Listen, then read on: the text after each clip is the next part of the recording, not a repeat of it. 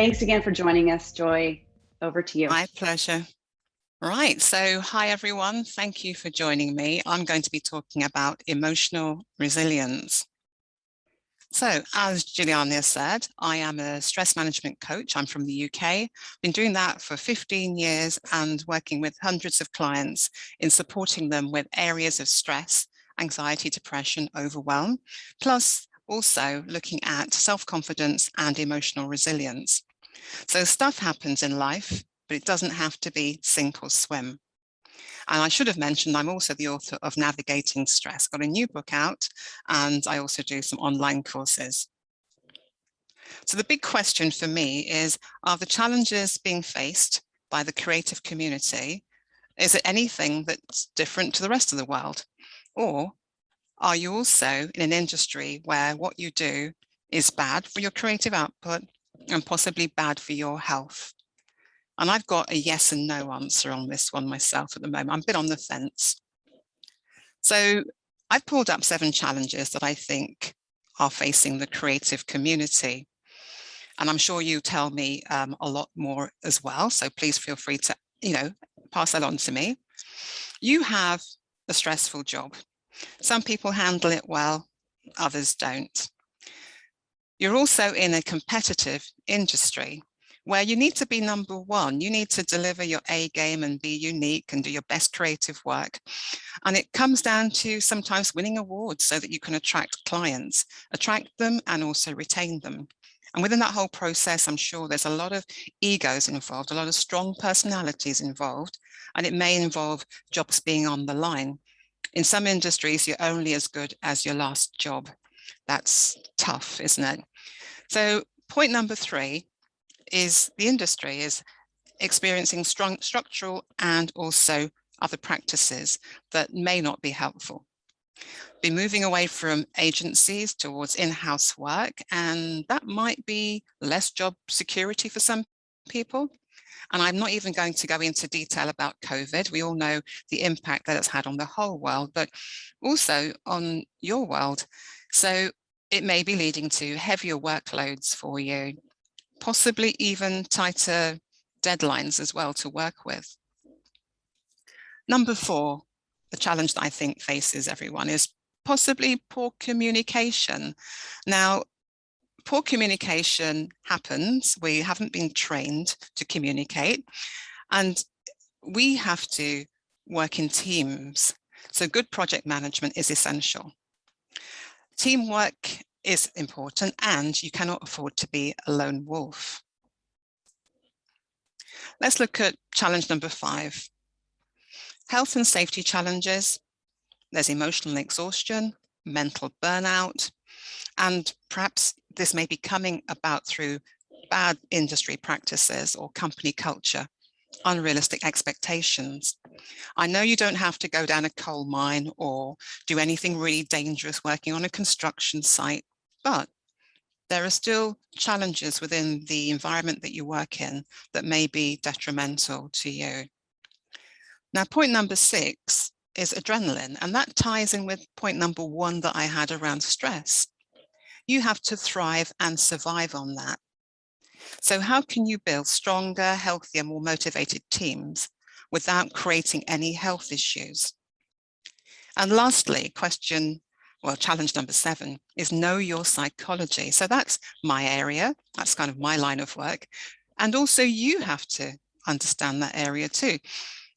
Human behavior is important. You're dealing with the powers of persuasion and perhaps the pressure to keep up with world news, to know about cutting edge research that can inform your creative output. And it's all about emotions and feelings. That is your currency. You sell this, and I sell it in a certain way too.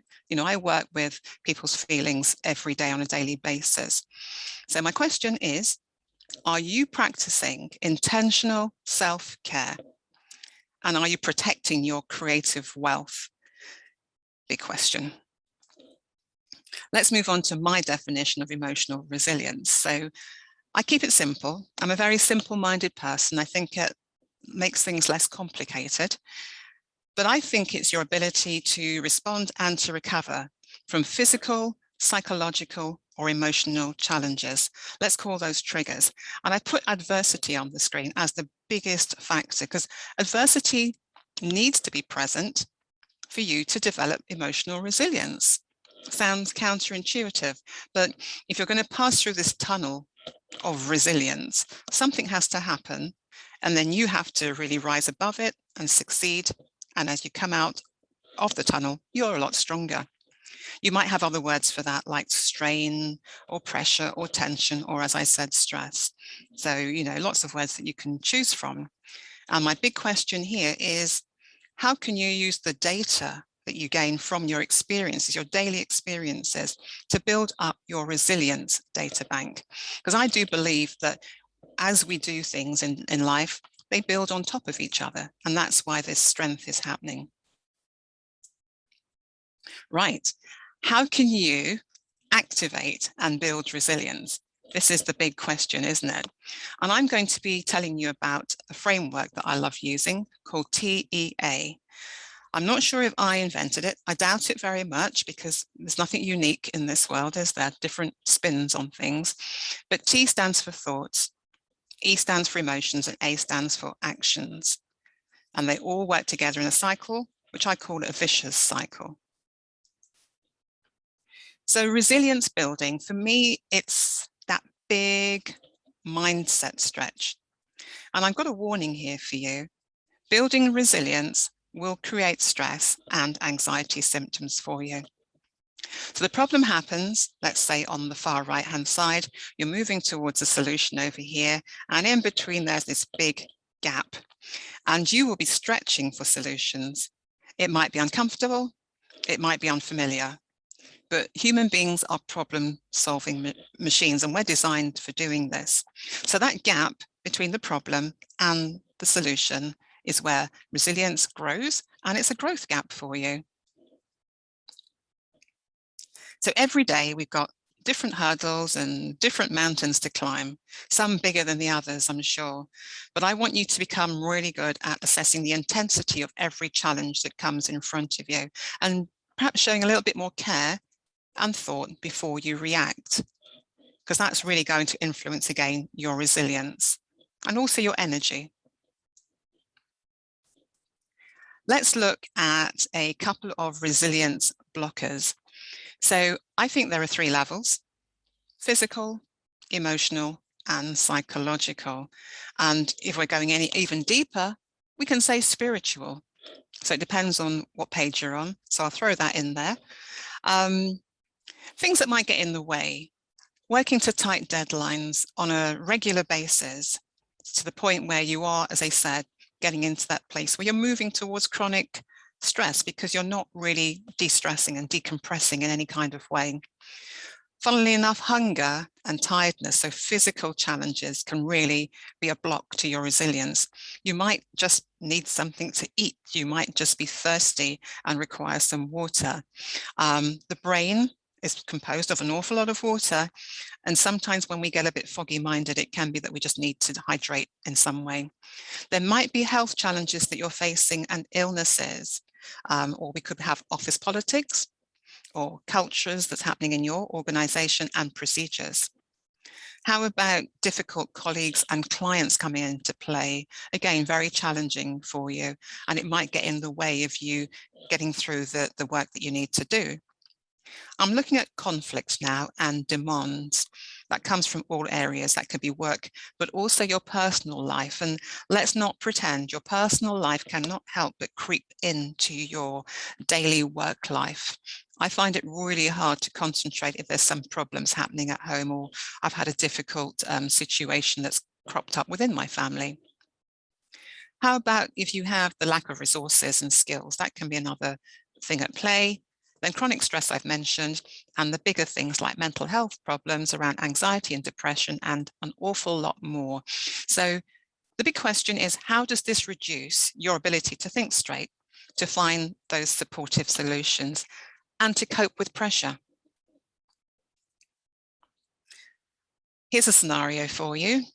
Imagine being a rubber band. Interesting one. How many times and in how many different ways could you be stretched? And would there be a breaking point? And could you avoid it getting to that stage? And do you really understand how critical these 4 elements are? Sleep, rest, recovery, relaxation, lots of R's there. They're going to really contribute towards good creative and rational thinking. And do you understand how critical those 4 elements, so sleep, rest, relaxation, and recovery, are to emotional growth, mental growth, and resilience?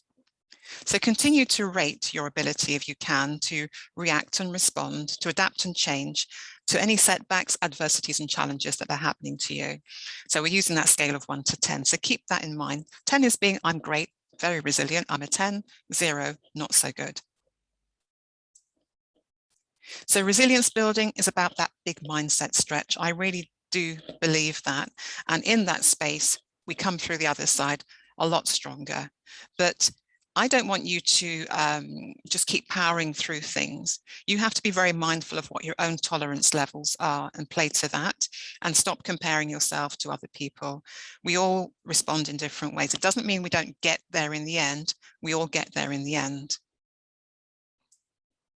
So let's get back to the TEA framework so I can tell you just a little bit more about that.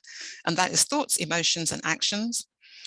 They all contribute to each other and they go around in a circle, let's say, and there's a cycle that happens. What's the impact of thoughts? We've got negative thoughts, we've got self-talk, negative self-talk, and also core beliefs, which are totally unconscious. And that's the problem. Some of the things that are driving us as human beings, we're no longer conscious of it.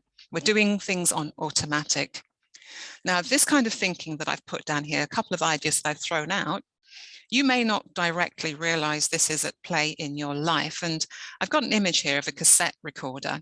For those of you who may be old enough to remember a cassette recorder, I certainly do.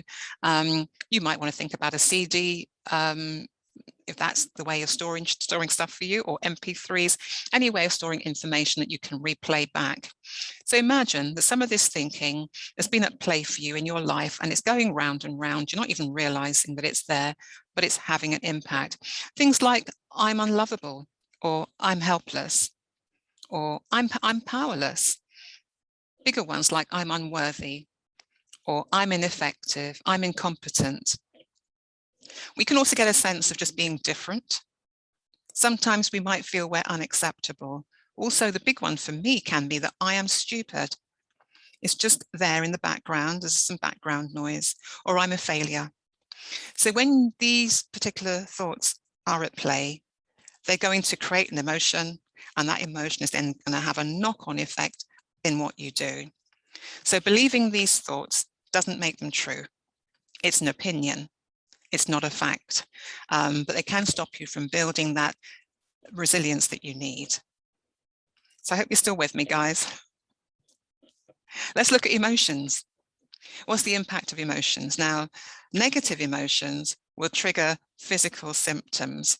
You may not be totally aware of the impact of hitting, I call it that stress button in your body. But let's look at what could be happening. You might be feeling jittery and nervous quite a lot of the time, nervously waiting for something bad to happen. You might be in that place of fear, doubt, worry, anxiety, and what if. All these concerns, I'm particularly troubled by what if questions. They just throw me off kilter. It throws up a question mark in the mind. Let's get that straight. So fear, doubt, worry, and anxiety. How about butterflies in your tummy, or loss of interest in activities, whether they're old activities or totally new ones? You might not be focusing or concentrating properly or thinking straight. You might find that you're clenching your muscles, clenching your jaws. You've got that racing heart, that tightness in your chest. Not sleeping well is another thing. People don't realize perhaps that being irritable, having headaches, aches and pains can also be a sign that you're stuck in this cycle, this thought emotion cycle, and stress is involved. And losing your appetite or gaining appetite, eating too much, things that happens to all of us. So keep rating your ability to react and respond. And let's look at actions next. So negative reactions. negative actions, negative behaviors. You might find yourself avoiding or trying to escape from difficult tasks, procrastinating. I'm a master or a mistress of procrastination. But when we're doing that, we may not even have tried or attempted to do the task. We've not even given ourselves that little bit of, can I do it? Can't I do it? We just decided we can't, and we start finding ways to avoid it. You might be accepting unrealistic briefs and taking very poor instructions, not being able to say no, and not showing enough mental and emotional self-care. Self-care is important. I always say that if you don't care about yourself, who will? And I don't think you can rely on the people around you or your employees to care about you more than you care about your own health. Let's look at poor communication styles. You might not be communicating well with your colleagues and vice versa. And again, that shows that lack of emotional and social intelligence. And how about when we have our ideas constantly challenged and critiqued? It stops you feeling appreciated and supported, and human beings need that. We need to feel that we're contributing to a whole and that we make a difference. That's a really big thing. And some more actions that you should possibly look out for. Are you being put in danger? That's mental and physical harm. Is there any bullying happening? Unsafe office practices? There might be leadership struggles. You're trying to assert your seniority, your authority, your power, and your control, and somebody else doesn't want to receive that. Or you're not receiving it very well from somebody else, vice versa. And how about when you avoid and you then put in place behaviors to prevent rejection, to prevent disrespect, being humiliated, being embarrassed? Nobody wants that. So poor healthcare and looking after yourself, ill health, poor diet, poor drinking habits. Again, these are all physical things that we can see that might be creating problems. So let's move on to some strategy. How can we solve this? That's why you're here listening to me telling my stuff. Right. How about this could be a way of looking at it? The stages of building your emotional resilience. Become more aware of this TEA pathway that I've just been describing, and imagine it as a cycle, pathway to greater resilience. T happens, thoughts happen. E, it creates emotions. The emotions then create actions, and there's a nice big loop that's happening. So anxiety starts on one side. That's the emotion that you feel. It grabs your attention, makes you very alert, very focused, very ready for action, because it triggers that stress response. And before you know it, you're in this place where your body's got the physical things going on. It thinks it needs to save your life. So be grateful for it. But the big question, as I said, is making sure you assess the intensity. Are you being chased by a tiger, or are you in reality just being chased by a deadline?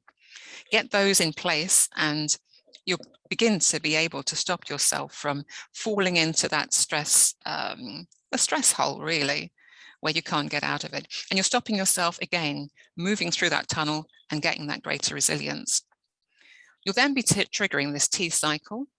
You'll go through that with unhelpful thought patterns, uncomfortable emotions and bodily symptoms, and then behaviors which you may not be keen on, like admitting to or not be happy with.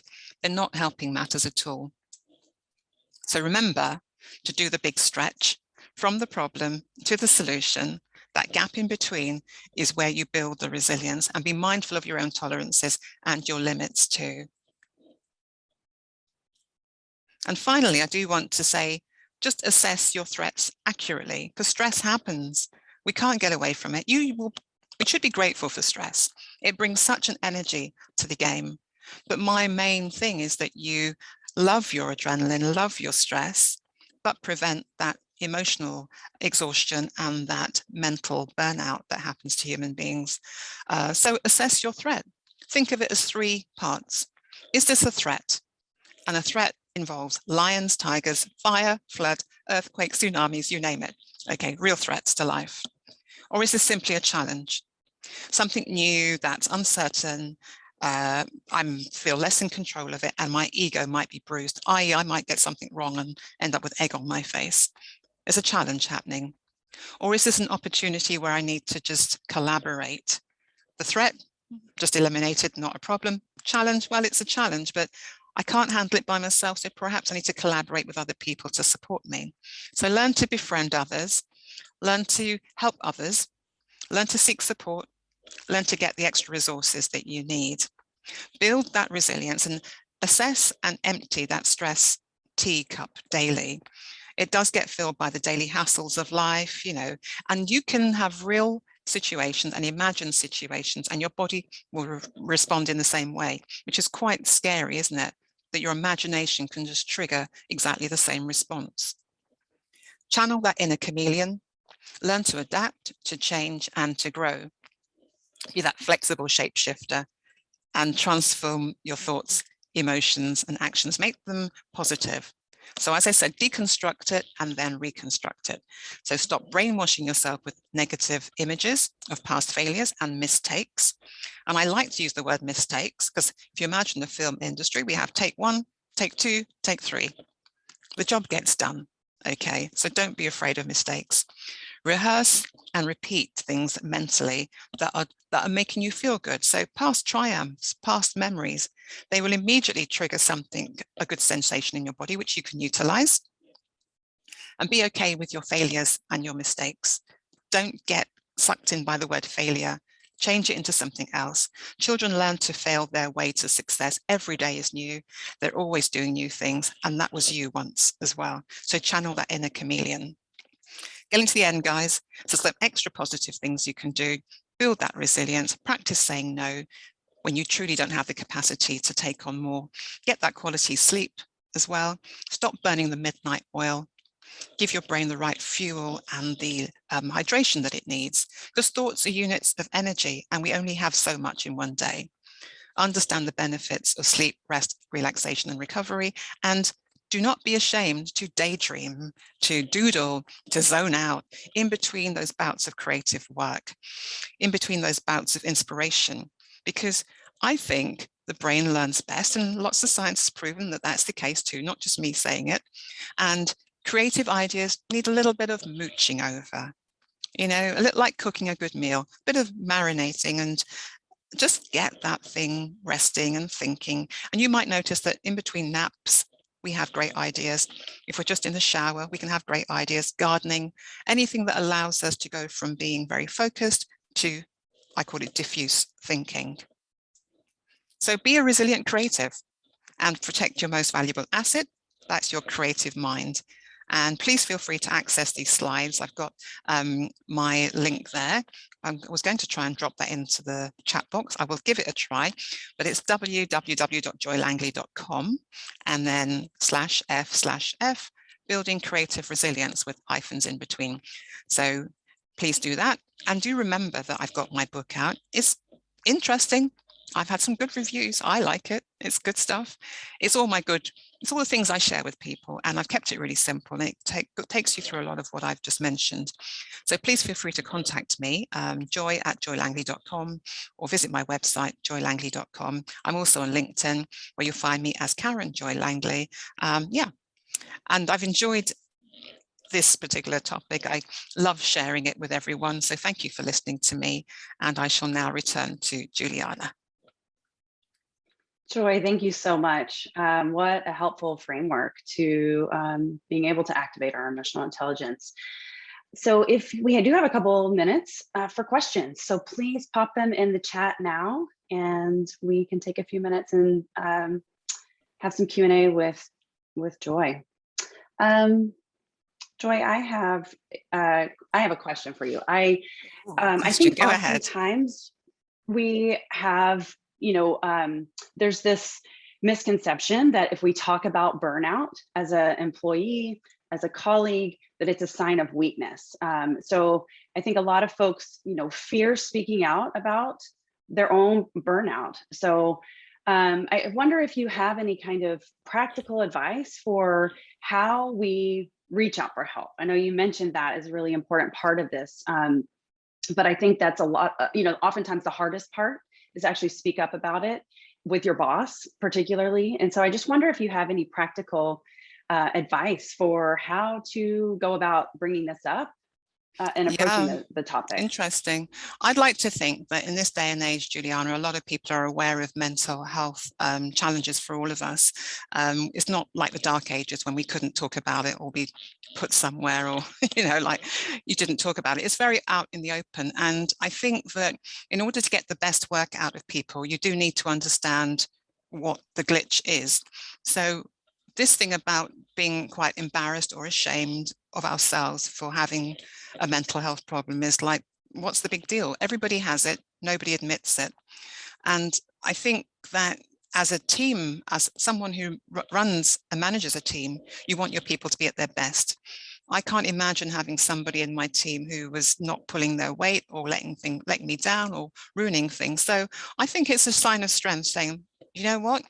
I know I've been overworking. I do need a break. And even just being able to work from home during this whole COVID thing has actually been a godsend for people. They've not had to be stressed by colleagues. They've been able to focus. It's been an absolute, good place for people. So I think people are admitting that, yeah, I'm having a bit of a down day. People talk about having, mental health days off. It's a culture. It's about recognizing that as human beings, that's what happens to us.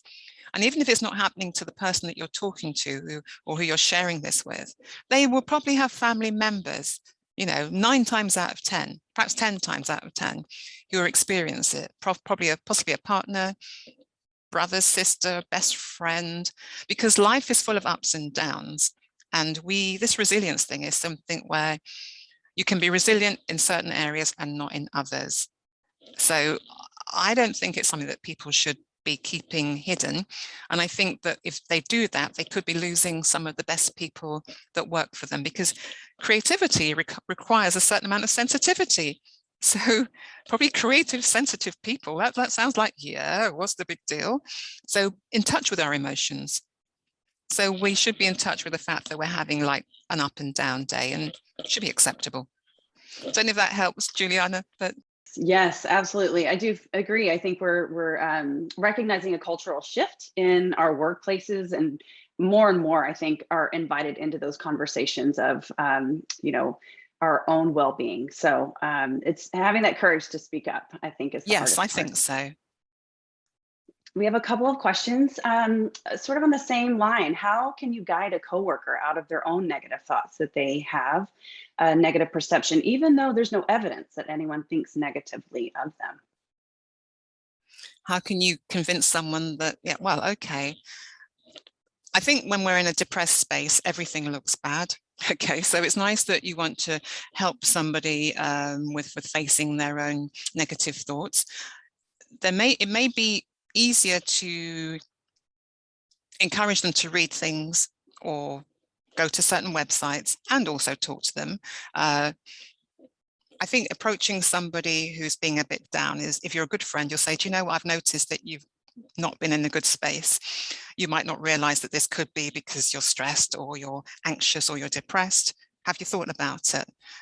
And negative people don't realize they're thinking negatively. So I would encourage them to keep a log, and that's what I do with my clients. Keep a log of what's happening to you, for a couple of days, what you're thinking. You'll find that a lot of your thinking is just so negative, it's untrue. And there's a lot of thinking biases that happen when we're in that space. So not being able to see the good stuff is one of them, discounting the positives. Also, a lot of guessing, a lot of predictive thinking, crystal ball gazing, and jumping to conclusions which are exaggerated. So you begin to notice, it's about awareness at the beginning that, oh, I didn't even realize I was becoming such a negative person. No wonder I haven't got any friends at the moment. It kind of drives people away, doesn't it? You don't really want to be around someone who's in a bad space, but I would encourage them to see that you're not in a good space. How about keeping track of it, logging it, so you can have some very valid evidence that that's true. It's not just your friends saying it to you, and then realize that you need to deal with it. Don't know if that helps. Yes, absolutely. Sometimes we need, some external presence to be able to speak into our lives and really kind of get us up out of the funk. So there are more questions. So if you all want to continue the conversation with Joy, please join her in the lounge immediately after this session. Thank you, Joy. This was just so rich and valuable, and I feel like very applicable for where we are as a human race right now, honestly. So She'll also be participating in Meet the Speaker Roundtable. You'll have the chance to get answers to your questions. And then up next here at the Design Ops Symposium, we'll be joined by Corinna Dewars for building a strong and resilient design community, developing a sense of ownership and responsibility. Really looking forward to that.